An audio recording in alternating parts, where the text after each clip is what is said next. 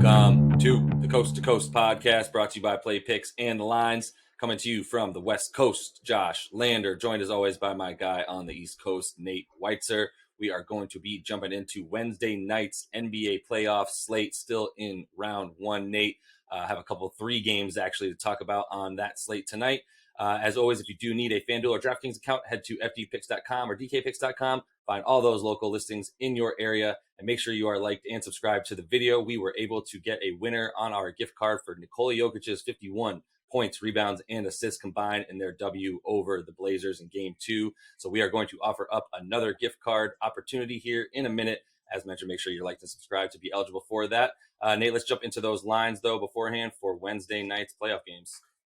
Yes, sir. Starting off once again with the Wizards +8 right now at the Sixers. The total for that game is 231 after it hit 233 in Game 1 on Sunday. The Hawks are +2 at the Knicks after Trae Young's dagger silenced the Garden on Sunday. Total for that game is 213, and the Hawks are +110 on the money line to try to take that 2-0 lead.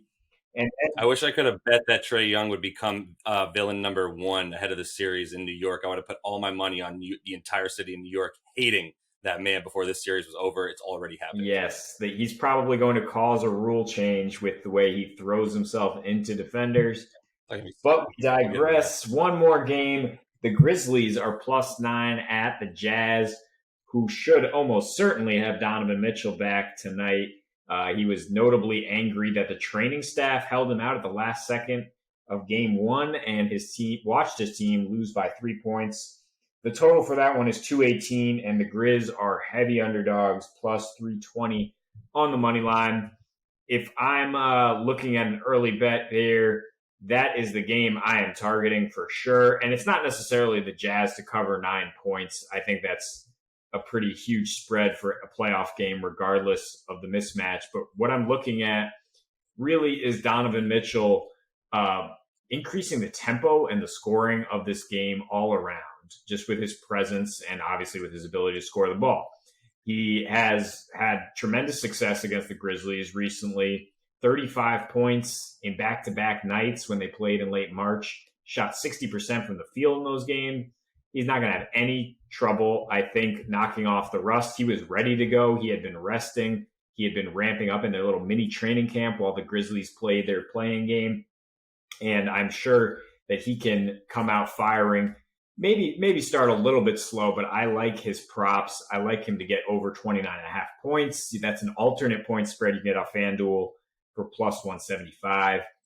I like him to help the Jazz get over their total of 113.5, or for him to get 30 in a win. That's another player performance double to look at, because he's just a fabulous 3-level scorer that Memphis really has no answer for. They played a nice defensive game, limiting the Jazz without their guy. But Donovan, he started slowly in his playoff career, but in his last 7 against Denver, right, in that first round series, 36 points per game on 52, 51, 94 shooting splits.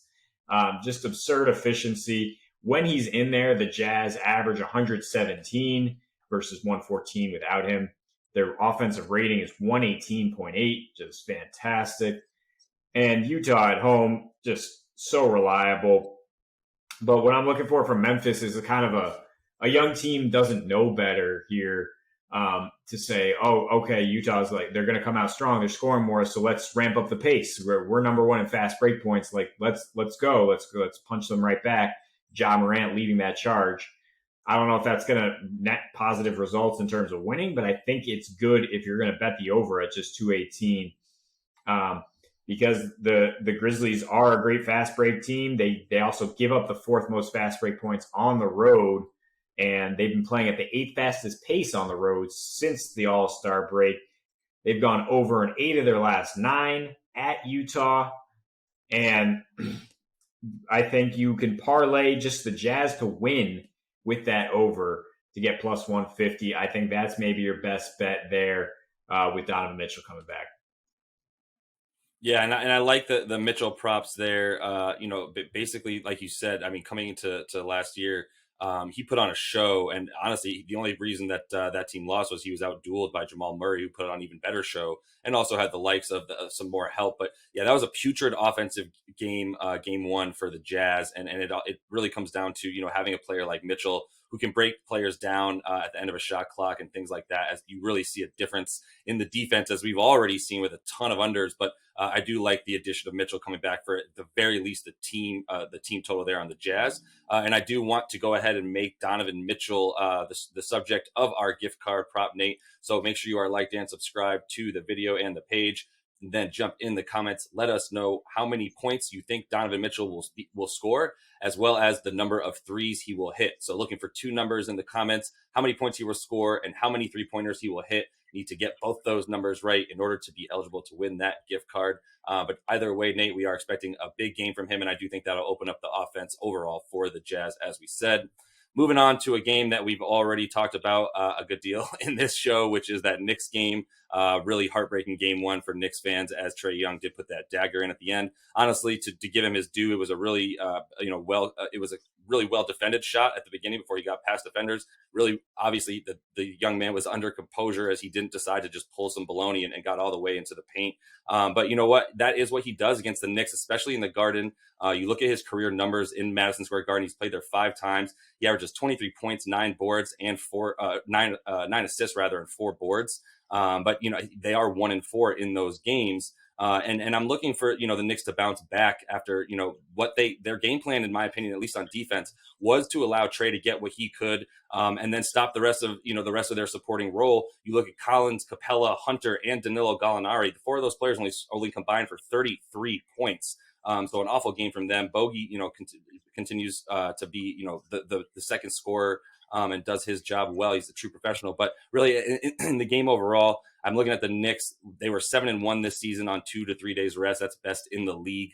5-0-1 actually in their last 6 in those such situations. And then at home, especially against the Hawks, they've been really, really good this year, much better than on the road. And they also played much better on offense. They just didn't make shots. They really just relied on Alec Burks at the end of the game, 18 points in the fourth quarter.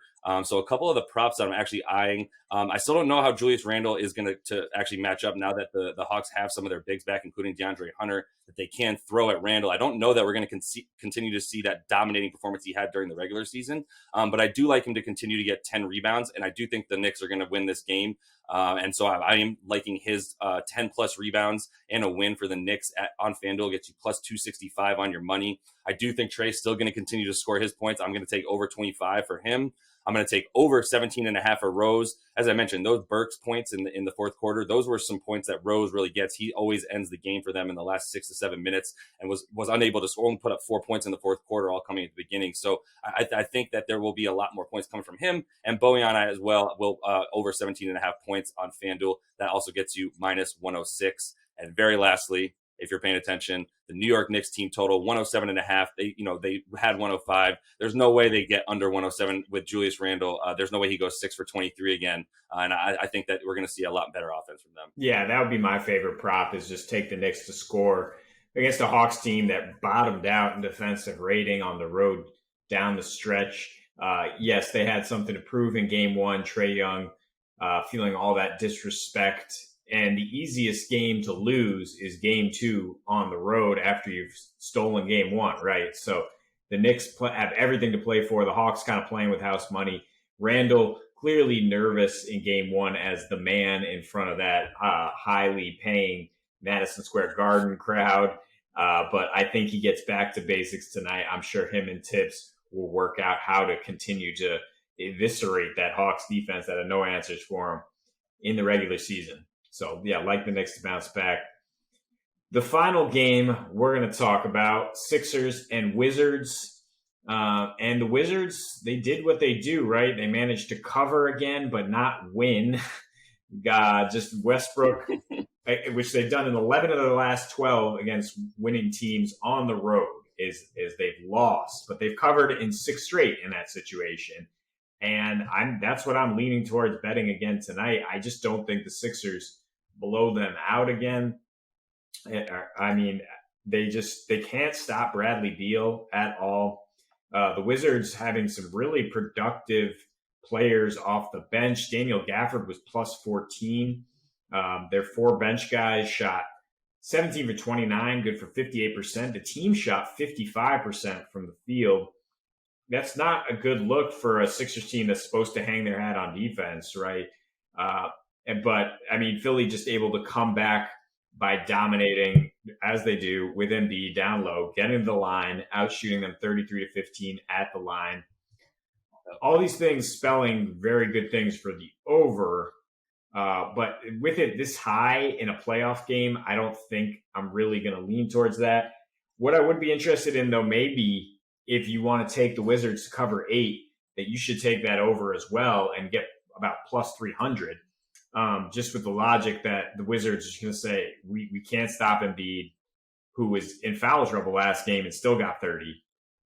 So we can't stop him. We're just going to have to score. We're going to have to be efficient on the other end. We're going to have to play at our pace, which they do, which they score 118.5 on the road and allow 117. Those are good numbers, certainly, to get you above 111.5. The Wizards team total tonight. Another thing we like there, Bradley Beal averaging 37 points per game in his last 5 against the Sixers. I like him to ramp it up and Westbrook maybe to continue to go under his assist props, which are generally too high for playoff games. But Beal has the number of the Sixers defense, and he can keep Washington in it. Yeah, no, I'm with. I mean, I'm still going to probably feel the over. It's that 12 for 13 from the line for Embiid that makes you realize it's just going to continue to be. They'll slow the game down in terms of stopping the clock to get them to the line, and then Washington will run right back down to the other side, and it'll either be Beal or Westbrook or honestly Bertans, who also was 4 for 8 from 3. As you mentioned, the road players for the Wizards really big, and they always need to be on the road historically in the playoffs. So. Those assist numbers for Russ, they might always get too high, but if you can find them anywhere at like 12 or 13 or less, I would still feel comfortable with Russell Westbrook assist props, but they've been close to 15 at this point. So I would still look into an under in the playoffs there. That is all the time that we have for these games. Another really great slate. These playoffs have been pretty fun so far, despite the unders, at least some great competition. We'll be back with another video for you guys tomorrow. Make sure you liked and subscribe to that page. Jump in the comments. Tell us about the Donovan Mitchell total points and the amount of threes that he'll hit tonight in the comments with both numbers to be eligible for that gift card. We'll look to hand that out to somebody who can guess that correctly. And as for tonight, happy betting.